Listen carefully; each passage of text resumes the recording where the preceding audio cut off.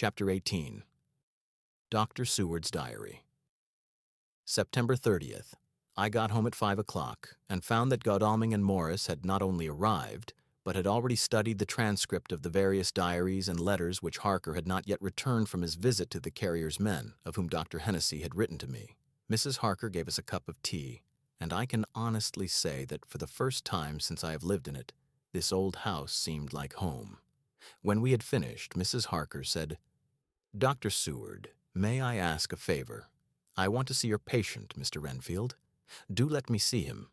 What you have said of him in your diary interests me so much." She looked so appealing and so pretty that I could not refuse her, and there was no possible reason why I should, so I took her with me. When I went into the room, I told the man that a lady would like to see him, to which he simply answered, "Why?" "She is going through the house and wants to see everyone in it," I answered. "Oh, very well," he said. "Let her come in by all means, but just wait a minute till I tidy up the place." His method of tidying was peculiar. He simply swallowed all the flies and spiders in the boxes before I could stop him. It was quite evident that he feared, or was jealous of, some interference. When he had got through his disgusting task, he said cheerfully, "Let the lady come in," and sat down on the edge of his bed with his head down, but with his eyelids raised so that he could see her as she entered. For a moment I thought that he might have some homicidal intent. I remembered how quiet he had been just before he attacked me in my own study, and I took care to stand where I could seize him at once if he attempted to make a spring at her. She came into the room with an easy gracefulness which would at once command the respect of any lunatic, for easiness is one of the qualities mad people most respect.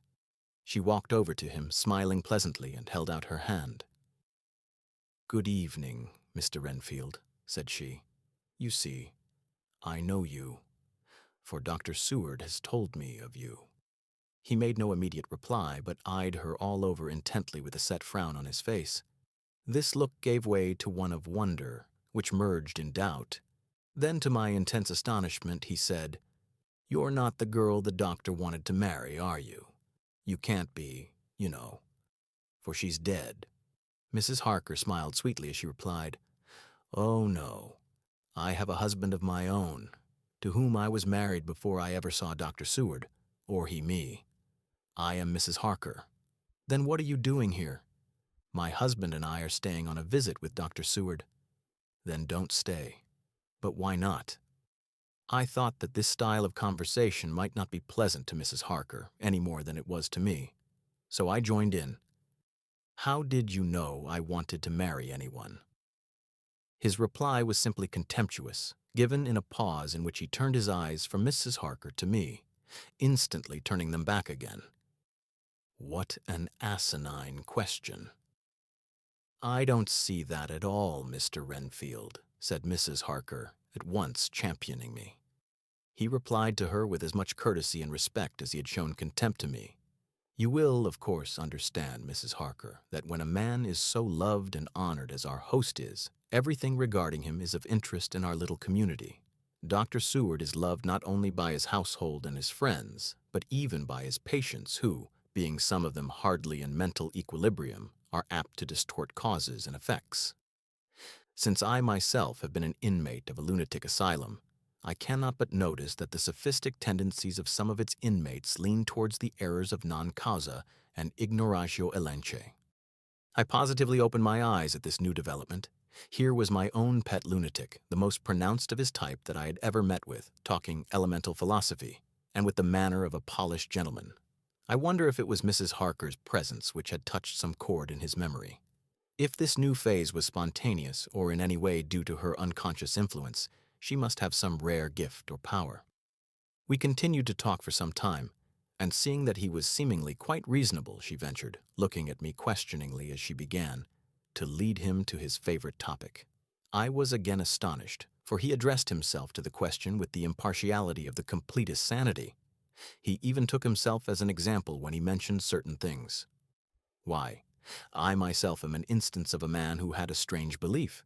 Indeed, it was no wonder that my friends were alarmed and insisted on my being put under control. I used to fancy that life was a positive and perpetual entity, and that by consuming a multitude of live things, no matter how low in the scale of creation, one might indefinitely prolong life. At times, I held the belief so strongly that I actually tried to take human life. The doctor here will bear me out that on one occasion I tried to kill him for the purpose of strengthening my vital powers by the assimilation with my own body of his life through the medium of his blood, relying, of course, upon the scriptural phrase, "For the blood is the life." Though, indeed, the vendor of a certain nostrum has vulgarized the truism to the very point of contempt. Isn't that true, doctor? I nodded assent, for I was so amazed that I hardly knew what to either think or say. It was hard to imagine that I had seen him eat up his spiders and flies not 5 minutes before. Looking at my watch, I saw that I should go to the station to meet Van Helsing, so I told Mrs. Harker that it was time to leave. She came at once, after saying pleasantly to Mr. Renfield, "Goodbye, and I hope I may see you often, under auspices pleasanter to yourself." To which, to my astonishment, he replied, "Goodbye, my dear. I pray God I may never see your sweet face again. May he bless and keep you." When I went to the station to meet Van Helsing, I left the boys behind me. Poor Art seemed more cheerful than he has been since Lucy first took ill, and Quincy is more like his own bright self than he has been for many a long day. Van Helsing stepped from the carriage with the eager nimbleness of a boy. He saw me at once and rushed up to me, saying, "Ah, friend John, how goes all?" "Oh, well, so. I have been busy, for I come here to stay if need be. All affairs are settled with me, and I have much to tell." "Madam Mina is with you?" "Yes." "And her so fine husband?" "And Arthur and my friend Quincy. They are with you too?" "Good." As I drove to the house, I told him of what had passed and of how my own diary had come to be of some use through Mrs. Harker's suggestion, at which the professor interrupted me. "Ah, that wonderful Madam Mina. She has man's brain, a brain that a man should have were he much gifted, and a woman's heart. The good God fashioned her for a purpose, believe me, when he made that so good combination. Friend John, up to now, fortune has made that woman of help to us. After tonight, she must not have to do with this so terrible affair. It is not good that she run a risk so great. We men are determined, nay, are we not pledged to destroy this monster? But it is no part for a woman. Even if she be not harmed, her heart may fail her in so much and so many horrors, and hereafter she may suffer, both in waking from her nerves and in sleep from her dreams. And besides, she is young woman and not so long married. There may be other things to think of some time, if not now. You tell me she has wrote all. Then she must consult with us. But tomorrow she say goodbye to this work, and we go alone." I agreed heartily with him, and then I told him what we had found in his absence, that the house which Dracula had bought was the very next one to my own. He was amazed, and a great concern seemed to come on him. "Oh, that we had known it before," he said, "for then we might have reached him in time to save poor Lucy. However, the milk that is spilt cries not out afterwards, as you say. We shall not think of that, but go on our way to the end." Then he fell into a silence that lasted till we entered my own gateway. Before we went to prepare for dinner, he said to Mrs. Harker, "I am told, Madam Mina, by my friend John, that you and your husband have put up in exact order all things that have been, up to this moment." "Not up to this moment, Professor," she said impulsively, "but up to this morning." "But why not up to now? We have seen hitherto how good light all the little things have made. We have told our secrets, and yet no one who is told is the worse for it." Mrs. Harker began to blush, and taking a paper from her pocket, she said, "Dr. Van Helsing, will you read this, and tell me if it must go in? It is my record of today. I, too, have seen the need of putting down at present everything, however trivial, but there is little in this except what is personal. Must it go in?" The professor read it over gravely and handed it back, saying, "It need not go in if you do not wish it, but I pray that it may. It can but make your husband love you the more, and all us, your friends, more honor you, as well as more esteem and love." She took it back with another blush and a bright smile. And so now, up to this very hour, all the records we have are complete and in order. The professor took away one copy to study after dinner and before our meeting, which is fixed for 9 o'clock. The rest of us have already read everything, so when we meet in the study we shall all be informed as to facts and can arrange our plan of battle with this terrible and mysterious enemy. Mina Harker's Journal, September 30th. When we met in Dr. Seward's study 2 hours after dinner, which had been at 6 o'clock, we unconsciously formed a sort of board or committee. Professor Van Helsing took the head of the table to which Dr. Seward motioned him as he came into the room. He made me sit next to him on his right and asked me to act as secretary. Jonathan sat next to me. Opposite us were Lord Godalming, Dr. Seward, and Mr. Morris.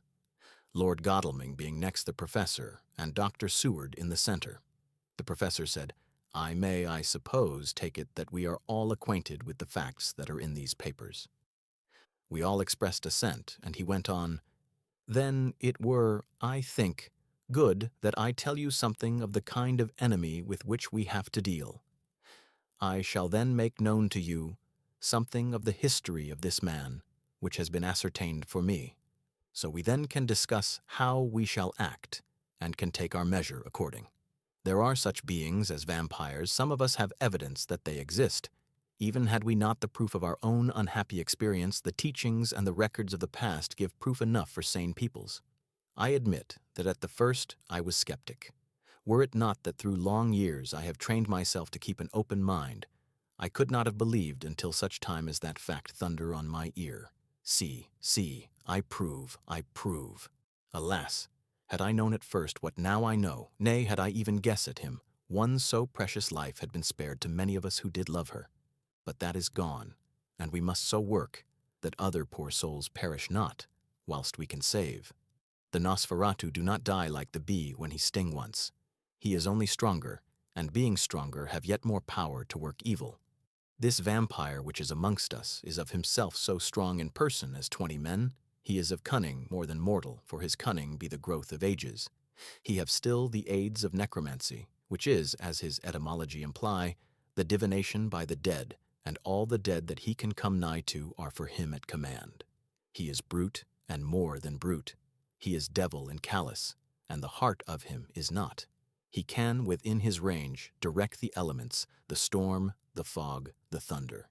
He can command all the meaner things, the rat and the owl and the bat, the moth and the fox and the wolf. He can grow and become small, and he can at times vanish and come unknown. How, then, are we to begin our strike to destroy him? How shall we find his where, and having found it, how can we destroy? My friends, this is much. It is a terrible task that we undertake, and there may be consequence to make the brave shudder. For if we fail in this, our fight he must surely win, and then where end we? Life is nothing's, I heed him not. But to fail here is not mere life or death. It is that we become as him, that we henceforward become foul things of the night like him, without heart or conscience, preying on the bodies and the souls of those we love best. To us forever are the gates of heaven shut, for who shall open them to us again? We go on for all time abhorred by all, a blot on the face of God's sunshine, an arrow in the side of him who died for man. But we are face to face with duty, and in such case, must we shrink? For me, I say no. But then I am old, and life, with his sunshine, his fair places, his song of birds, his music and his love, lie far behind. You others are young. Some have seen sorrow, but there are fair days yet in store. What say you? Whilst he was speaking, Jonathan had taken my hand. I feared, oh so much, that the appalling nature of our danger was overcoming him when I saw his hand stretch out, but it was life to me to feel its touch, so strong, so self-reliant, so resolute. A brave man's hand can speak for itself. It does not even need a woman's love to hear its music. When the professor had done speaking, my husband looked in my eyes, and I in his. There was no need for speaking between us. I answer for Mina and myself, he said. Count me in, Professor, said Mr. Quincy Morris, laconically as usual. I am with you, said Lord Godalming, for Lucy's sake, if for no other reason. Dr. Seward simply nodded. The professor stood up and, after laying his golden crucifix on the table, held out his hand on either side. I took his right hand, and Lord Godalming his left. Jonathan held my right with his left and stretched across to Mr. Morris. So as we all took hands, our solemn compact was made. I felt my heart icy cold, but it did not even occur to me to draw back. We resumed our places, and Dr. Van Helsing went on with a sort of cheerfulness which showed that the serious work had begun. It was to be taken as gravely and in as businesslike a way as any other transaction of life. Well, you know what we have to contend against, but we too are not without strength. We have on our side power of combination, a power denied to the vampire kind. We have sources of science, we are free to act and think, and the hours of the day and the night are ours equally. In fact, so far as our powers extend, they are unfettered, and we are free to use them. We have self-devotion in a cause and an end to achieve which is not a selfish one. These things are much. Now let us see how far the general powers arrayed against us are restrict and how the individual cannot. In fine, let us consider the limitations of the vampire in general and of this one in particular. All we have to go upon are traditions and superstitions. These do not at the first appear much when the matter is one of life and death, nay, of more than either life or death.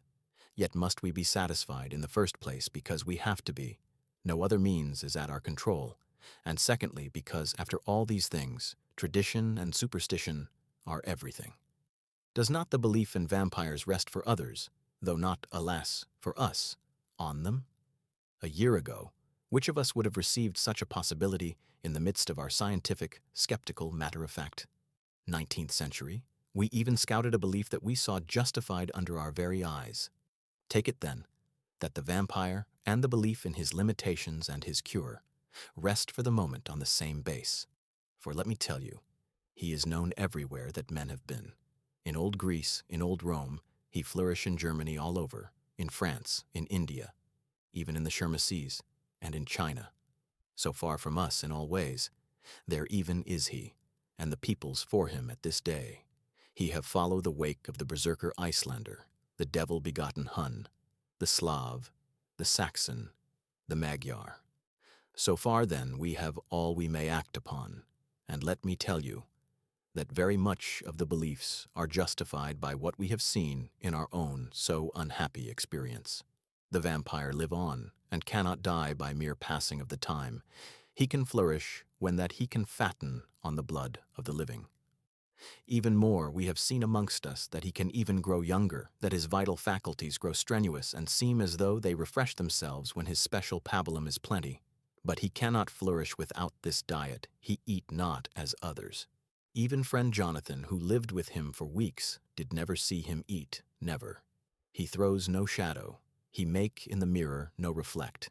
As again Jonathan observe. He has the strength of many of his hand. Witness again Jonathan when he shut the door against the wolves, and when he help him from the diligence too. He can transform himself to wolf, as we gather from the ship arrival in Whitby. When he tear open the dog, he can be as bat, as Madam Mina saw him on the window at Whitby, and as friend John saw him fly from this so near house, and as my friend Quincy saw him at the window of Miss Lucy. He can come in mist, which he create. That noble ship's captain proved him of this, but from what we know, the distance he can make this mist is limited, and it can only be round himself. He come on moonlight rays as elemental dust, as again Jonathan saw those sisters in the castle of Dracula. He becomes so small, we ourselves saw Miss Lucy, ere she was at peace, slip through a hairbreadth space at the tomb door. He can, when once he find his way, come out from anything or into anything, no matter how close it be bound or even fused up with fire, solder you call it. He can see in the dark, no small power this, in a world which is one half shut from the light. Ah, but hear me through. He can do all these things, yet he is not free. Nay, he is even more prisoner than the slave of the galley, than the madman in his cell. He cannot go where he lists. He who is not of nature has yet to obey some of nature's laws. Why, we know not. He may not enter anywhere at the first, unless there be some one of the household who bid him to come, though afterwards he can come as he please. His power ceases, as does that of all evil things, at the coming of the day. Only at certain times can he have limited freedom. If he be not at the place whither he is bound, he can only change himself at noon or at exact sunrise or sunset. These things we are told, and in this record of ours we have proof by inference.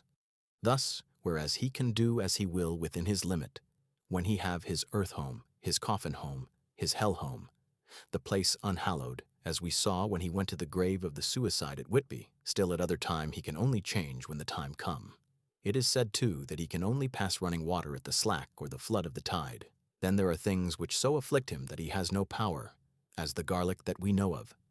And as for things sacred, as this symbol, my crucifix, that was amongst us even now when we resolve, to them he is nothing, but in their presence he take his place far off, and silent with respect. There are others, too, which I shall tell you of, lest in our seeking we may need them. The branch of wild rose on his coffin, keep him that he move not from it. A sacred bullet fired into the coffin kill him, so that he be true dead. And as for the stake through him, we know already of its piece, or the cut-off head that giveth rest. We have seen it with our eyes. Thus, when we find the habitation of this man that was, we can confine him to his coffin and destroy him, if we obey what we know. But he is clever. I have asked my friend Arminius of Budapest University to make his record, and from all the means that are, he tell me of what he has been.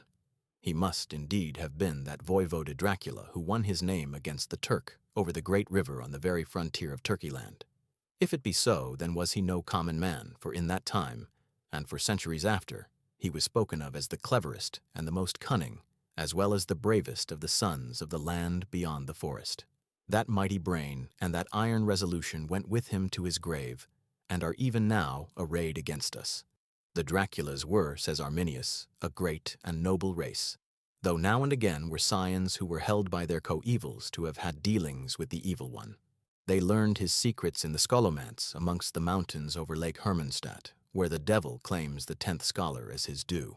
In the records are such words as Stregoica witch, Ordog, and Pokol Satan and hell, and in one manuscript this very Dracula is spoken of as Wampir, which we all understand too well. There have been from the loins of this very one great men and good women, and their graves make sacred the earth where alone this foulness can dwell. For it is not the least of its terrors that this evil thing is rooted deep in all good. In soil barren of holy memories it cannot rest. Whilst they were talking, Mr. Morris was looking steadily at the window, and he now got up quietly and went out of the room. There was a little pause, and then the professor went on. And now we must settle what we do. We have here much data, and we must proceed to lay out our campaign.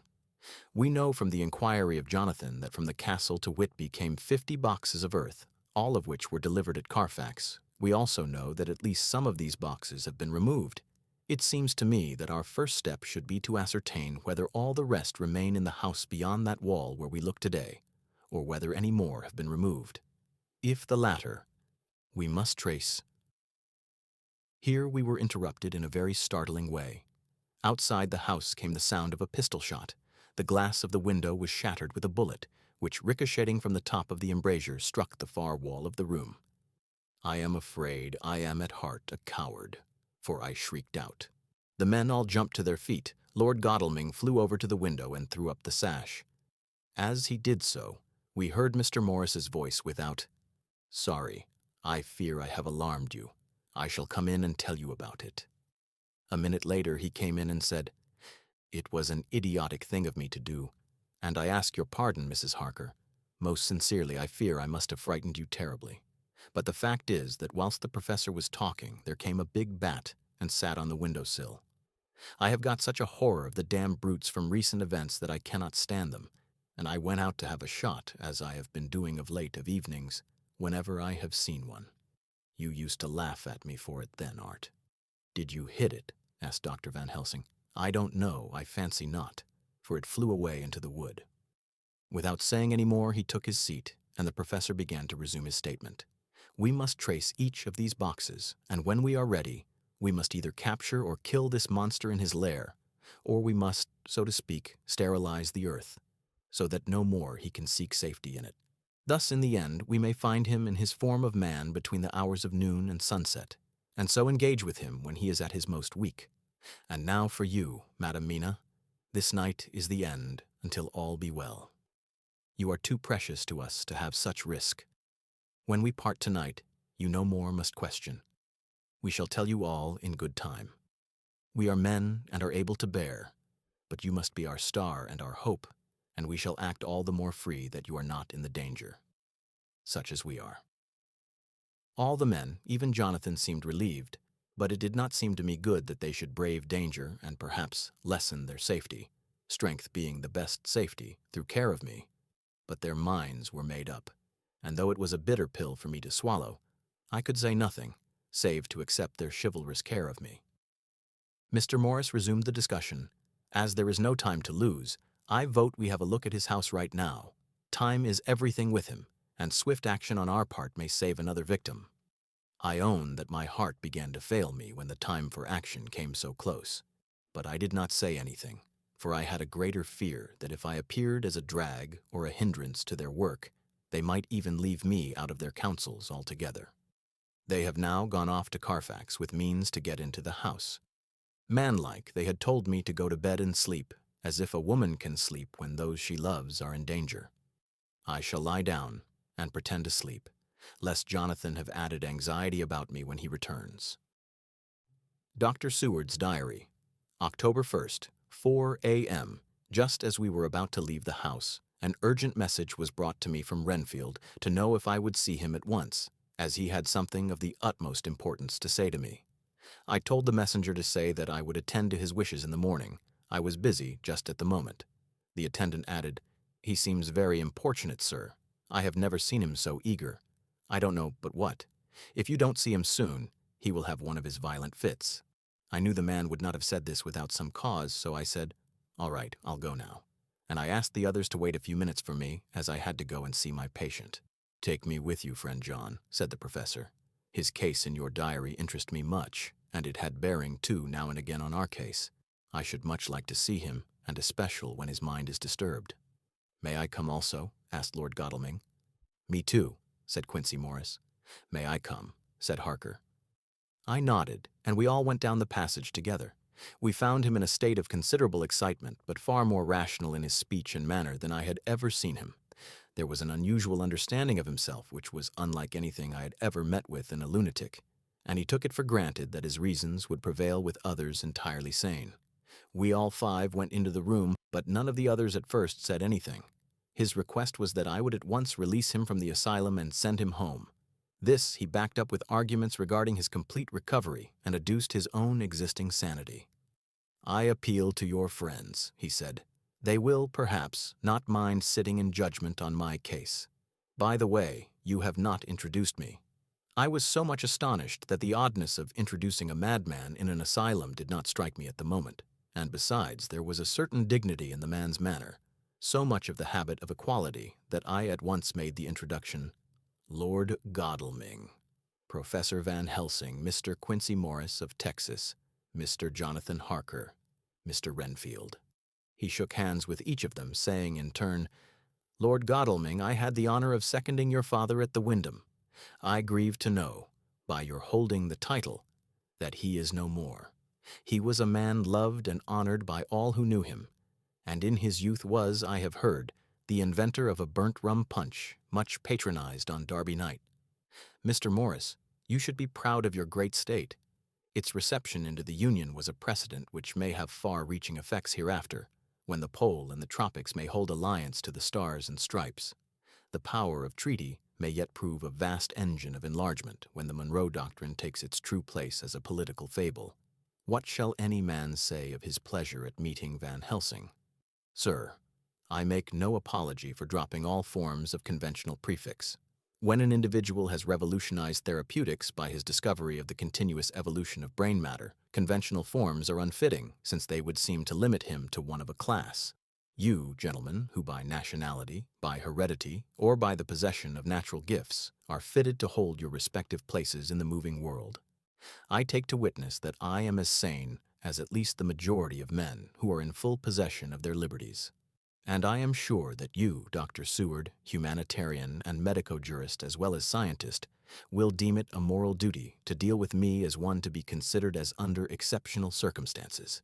He made this last appeal with a courtly air of conviction which was not without its own charm. I think we were all staggered. For my own part, I was under the conviction, despite my knowledge of the man's character and history, that his reason had been restored, and I felt under a strong impulse to tell him that I was satisfied as to his sanity, and would see about the necessary formalities for his release in the morning. I thought it better to wait, however, before making so grave a statement, for of old I knew the sudden changes to which this particular patient was liable. So I contented myself with making a general statement that he appeared to be improving very rapidly, that I would have a longer chat with him in the morning, and would then see what I could do in the direction of meeting his wishes. This did not at all satisfy him, for he said quickly, "But I fear, Dr. Seward, that you hardly apprehend my wish. I desire to go at once, here, now, this very hour, this very moment, if I may. Time presses, and in our implied agreement with the old scytheman it is of the essence of the contract.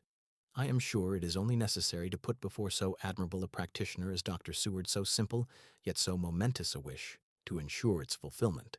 He looked at me keenly, and seeing the negative in my face, turned to the others and scrutinized them closely.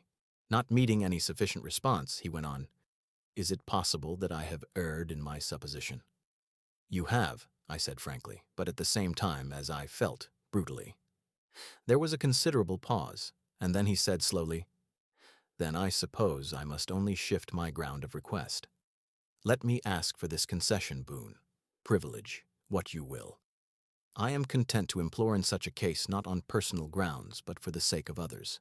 I am not at liberty to give you the whole of my reasons, but you may, I assure you, take it from me that they are good ones, sound and unselfish, and spring from the highest sense of duty.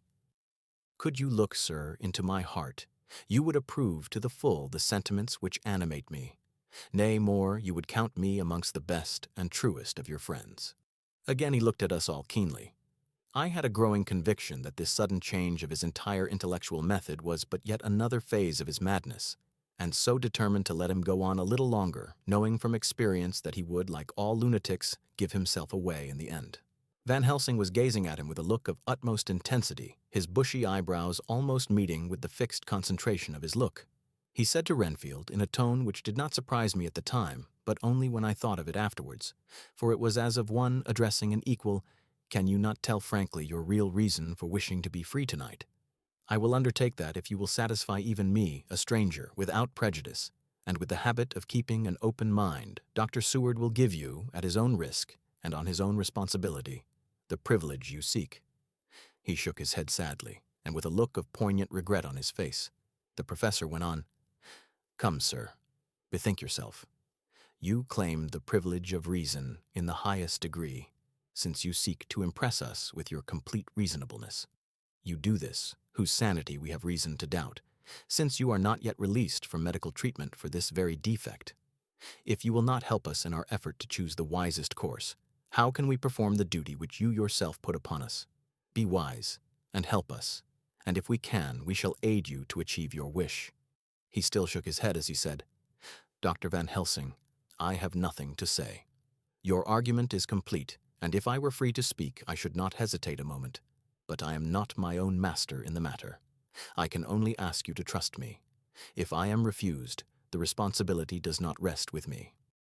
I thought it was now time to end the scene, which was becoming too comically grave, so I went towards the door, simply saying, "Come, my friends, we have work to do. Good night." As, however, I got near the door, a new change came over the patient. He moved towards me so quickly that for the moment I feared that he was about to make another homicidal attack. My fears, however, were groundless, for he held up his two hands imploringly and made his petition in a moving manner. As he saw that the very excess of his emotion was militating against him by restoring us more to our old relations, he became still more demonstrative. I glanced at Van Helsing and saw my conviction reflected in his eyes. So I became a little more fixed in my manner, if not more stern, and motioned to him that his efforts were unavailing. I had previously seen something of the same constantly growing excitement in him when he had to make some request of which at the time he had thought much, such for instance as when he wanted a cat, and I was prepared to see the collapse into the same sullen acquiescence on this occasion. My expectation was not realized, for when he found that his appeal would not be successful, he got into quite a frantic condition. He threw himself on his knees and held up his hands, wringing them in plaintive supplication, and poured forth a torrent of entreaty, with the tears rolling down his cheeks, and his whole face and form expressive of the deepest emotion. "Let me entreat you, Dr. Seward. Oh, let me implore you to let me out of this house at once. Send me away how you will and where you will. Send keepers with me with whips and chains. Let them take me in a strait waistcoat, manacled and leg-ironed, even to jail. But let me go out of this. You don't know what you do by keeping me here. I am speaking from the depths of my heart, of my very soul. You don't know whom you wrong or how, and I may not tell. Woe is me, I may not tell. By all you hold sacred, by all you hold dear, by your love that is lost, by your hope that lives for the sake of the Almighty, take me out of this and save my soul from guilt. Can't you hear me, man? Can't you understand? Will you never learn? Don't you know that I am sane and earnest now, that I am no lunatic in a mad fit, but a sane man fighting for his soul? Oh, hear me, hear me. Let me go, let me go, let me go. I thought that the longer this went on, the wilder he would get, and so would bring on a fit, so I took him by the hand and raised him up. Come, I said sternly, no more of this. We have had quite enough already. Get to your bed and try to behave more discreetly. He suddenly stopped and looked at me intently for several moments. Then, without a word, he rose and, moving over, sat down on the side of the bed. The collapse had come, as on former occasions, just as I had expected. When I was leaving the room, last of our party, he said to me in a quiet, well-bred voice, "You will, I trust, Dr. Seward, do me the justice to bear in mind, later on, that I did what I could to convince you tonight."